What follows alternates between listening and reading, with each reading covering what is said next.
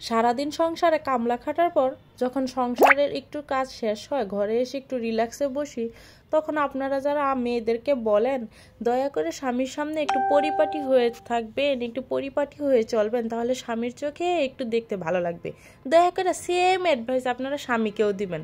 কারণ আমাদের চোখেও একটু ভালো লাগার ব্যাপার স্যাপার আছে। যখন নাকি ঘরে আসার পর দেখি স্বামী একটা পুরাতন লুঙ্গি আর আধাতেন একটা গেঞ্জি পরে চ্যাংদুলা হয়ে সারাক্ষণ মোবাইলের ভিতরে গুতাইতেছে শুয়ে সে, তখন আমাদেরও মেজাজটা গরম হয়ে যায়। কারণ আমাদেরও এরকমভাবে দেখতে ভালো লাগে না। দয়া করে সেম অ্যাডভাইসটা স্বামীকেও দিবেন, যাতে স্বামী একটু স্মার্টভাবে চলে। বুঝতে পারছেন? স্বামী তো আর আমাদের মতো সারাদিন ঘরে কাজ করে না, যাতে তার এত কষ্ট হবে।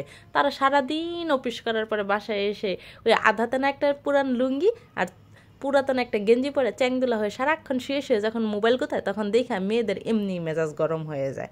তাহলে ভালো লাগার ব্যাপার স্যাপার শুধু স্বামীদেরই নেই, মেয়েদেরও আছে। বুঝতে পারছেন? যারা আমাদেরকে অ্যাডভাইসটা দিবেন, সেম অ্যাডভাইস আমি ছেলেদেরকেও দিয়ে দিবেন।